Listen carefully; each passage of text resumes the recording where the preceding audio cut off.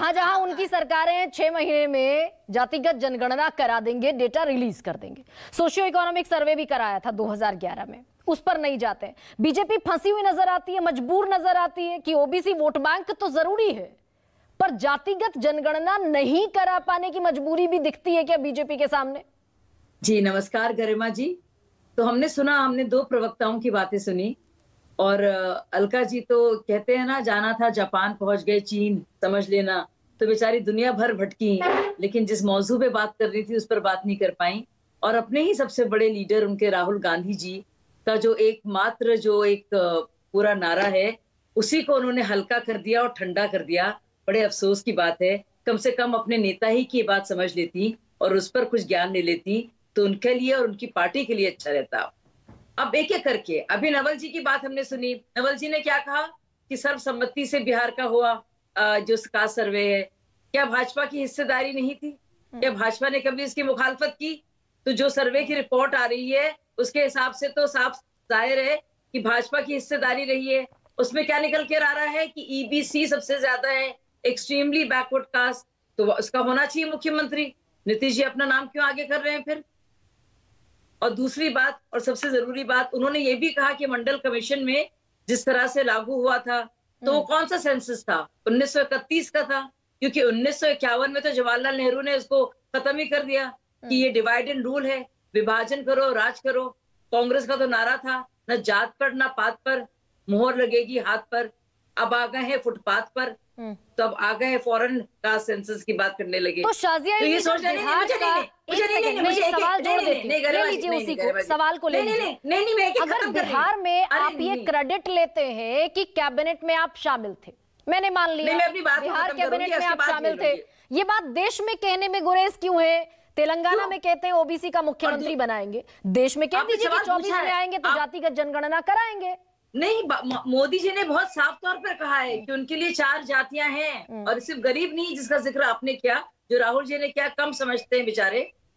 ज्ञान, जी फॉर गरीब, Y for युवा, ए फॉर अन्नदाता, एन फॉर नारी शक्ति।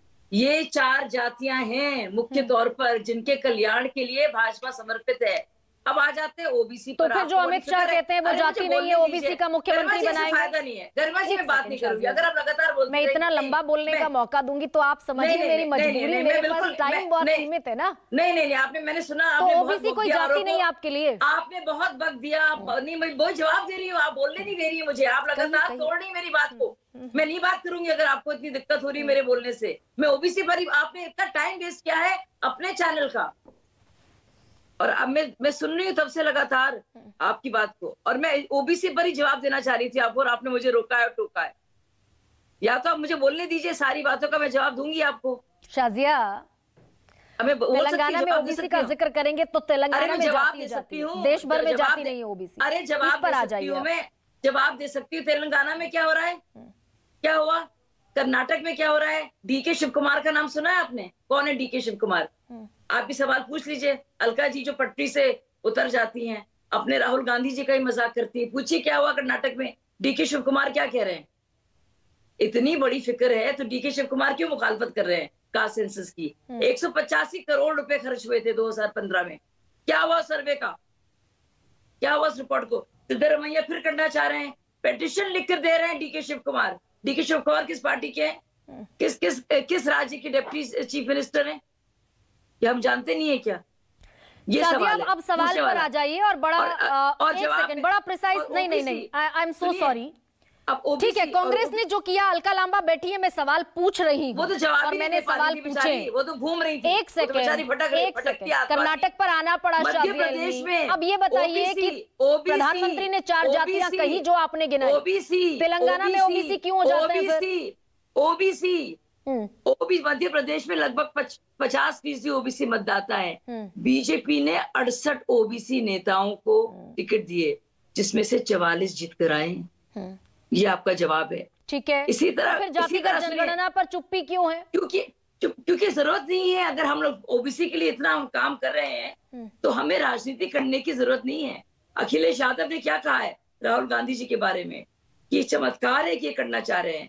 सिर्फ राजनीति चमकाने के लिए और विभाजन करने के लिए हमें राजनीति नहीं करनी है, ओबीसी का कल्याण करने के लिए राजनीति करनी तो जातिगत जनगणना जरूरी नहीं है ना शाजिया इल्मी, ये कह रही हैं आप, ऐसा मान? हमने मोदी जी ने साफ साफ कहा है, अगर आप चाहती हैं कि आप अपने शब्द मेरे मुंह में डाल देंगी और मैं निगल दूंगी आपके शब्दों को, तो आप बहुत बार ट्राई कीजिए। नहीं, मेरे शब्द मत कहिए शाजिया इल्मी। आपने कहा कि जातिगत जनगणना की जरूरत नहीं है, असल कल्याण की जरूरत है। नहीं, मैंने कभी ऐसा नहीं कहा। आप जितनी भी कोशिश करें गरिमा जी, आप नाकाम रहेंगी अगर आप शब्द अपने घुसेड़ेंगी मेरे मुंह में। ये मानो कि जरूरी है जातिगत जनगणना?